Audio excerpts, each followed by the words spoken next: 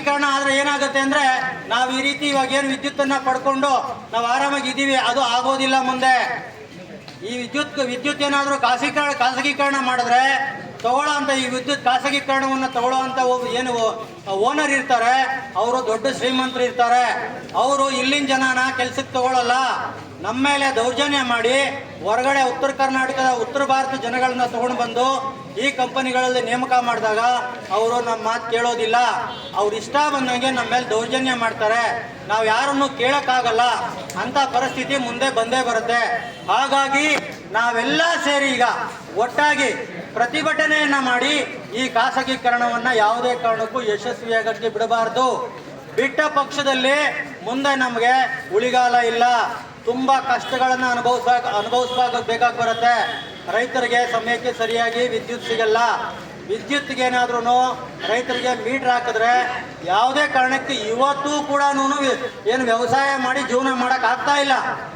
ಮುಂದೆ ಏನಾದರೂ ಇವರು ವಿದ್ಯುತ್ ಖಾಸಗೀಕರಣ ಏನಾದರೂ ಮಾಡಿ ಮೀಟರ್ಗಳ ಅಳವಡಿಕೆ ಮಾಡಿದ್ರು ಅಂದರೆ ಖಂಡಿತವಾಗಿ ಯಾವ ರೈತನು ಬೆಳೆ ಇಡೋಕ್ಕಾಗೋದಿಲ್ಲ. ನಾವೇನು ಬೆಳೆ ಇಟ್ಟು ಇವತ್ತೇನು ಅನ್ನ ಹಾಕ್ತಾ ಇದ್ದೀವಿ, ಖಂಡಿತವಾಗಿ ನಮಗೆ ಅನ್ನ ಸಿಗಲ್ಲ. ಜಮೀನುಗಳನ್ನು ಮಾರ್ಕೋಬೇಕಾಗತ್ತೆ. ಇವರೆಲ್ಲ ಹುನ್ನಾರ ಏನು ಅಂದರೆ ಇಂಥ ದೊಡ್ಡ ಕುತಂತ್ರಗಳು ಮಾಡಿಕೊಂಡು ಸರ್ಕಾರದಲ್ಲಿ ಬಂದಿರುವಂಥವ್ರೆಲ್ಲ ಈ ಆಸ್ತಿಗಳನ್ನ ಕಿತ್ಕೊಳ್ಳೋದು, ಖಾಸಗೀಕರಣ ಮಾಡುವಂಥದ್ದು. ಏನು KADA ಬರ್ತಾರೆ, ಅವರೊಂದಷ್ಟು ಕಿತ್ಕೋತಾರೆ. ಇವರೆಲ್ಲ ಅವ್ರವ್ರು ಬದುಕೊಳ್ಳೋಕ್ಕೆ ಮಾಡ್ತಾ ಇರೋವಂಥ ದೊಡ್ಡ ಷಡ್ಯಂತ್ರ. ನಾವು ನೀವೆಲ್ಲ ಸೇರಿ ಈಗಲೇ ಎಚ್ಚೆತ್ಕೊಂಡು ಈ ಒಂದು ಖಾಸಗೀಕರಣವನ್ನು ಅತ್ಯುಗ್ರವಾಗಿ ಖಂಡಿಸಿ ಯಾವುದೇ ಕಾರಣಕ್ಕೂ ಎನಿ ಕಾಸ್ಟ್ ಯಾವ ಲೆವೆಲ್ಗೆ ಹೋದ್ರೂ ಸರ್ವಾಗಿಲ್ಲ, ನಾವು ಇದನ್ನು ನಿಲ್ಲಿಸಲೇಬೇಕು. ನಿಲ್ಲಿಸೋ ನಿಟ್ಟಲ್ಲಿ ನಾವೆಲ್ಲ ಸಂಘಟನೆಗಳು ಇವತ್ತೇನಿದೆ, ಏನಿವತ್ತು KRS ಪಕ್ಷ, ಇಡೀ KRS ಪಕ್ಷ ಇವತ್ತು ತುದಿಗಾಲಲ್ಲಿ ನಿಂತು ಈ ಸರ್ಕಾರಗಳಿಗೆ ಬಿಸಿ ಮುಟ್ಟಿಸ್ತಾ ಇದೆ. ಅಂಥ ಒಂದು ಪಕ್ಷಗಳು, ಪ್ರಾದೇಶಿಕ ಪಕ್ಷಗಳು ಬಂದು ನಮಗೆ ಆಳ್ವಿಕೆ ಮಾಡಬೇಕು. ಈ JCB ಪಕ್ಷಗಳು ಇದುವರೆಗೂ ಮಾಡಿರೋದು ಅವ್ರ ವಂಶಗಳು ಉದ್ಧಾರ ಆಗಿದ್ದಾರೆ. ಅವರಪ್ಪ ಪ್ರಧಾನಮಂತ್ರಿ, ಅವ್ರ ಅಣ್ಣ ಮುಖ್ಯಮಂತ್ರಿ, ಇನ್ನೊಬ್ರು ಅವ್ರ ವಂಶದವ್ರು ಮಾತ್ರ ಉದ್ಧಾರ ಆಗ್ತಾರಾಗಲಿ, ನಮ್ಮನ್ನು ರೈತರನ್ನಾಗಲಿ ಕಾರ್ಮಿಕ ವರ್ಗರನ್ನಾಗಲಿ ಯಾರು ಉದ್ಧಾರ ಮಾಡಬೇಕು ಅಂತ ಅವ್ರ ಮನಸ್ಥಿತಿಯಲ್ಲಿ ಇರೋದಿಲ್ಲ. ಹಂಗಾಗಿ ಸಾಮಾನ್ಯ ಜನ ಎಚ್ಚೆತ್ಕೋಬೇಕು.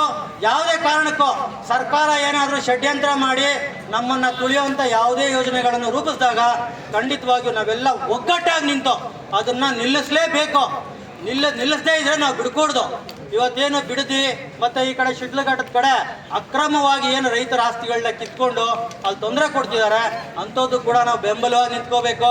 ಇವತ್ತು ಅವ್ರಿಗಾಗಿದೆ, ನೆಕ್ಸ್ಟ್ ನಮ್ಗೆ ಹಾಗೇ ಆಗುತ್ತೆ. ಖಾಸಗೀಕರಣ ಬಂದರೆ ಅಂತೂ ನಮ್ಮನ್ನು ಯಾರನ್ನೂ ನೆಮ್ಮದಿಯಾಗಿ ಬದುಕಕ್ಕೆ ಬಿಡೋದಿಲ್ಲ.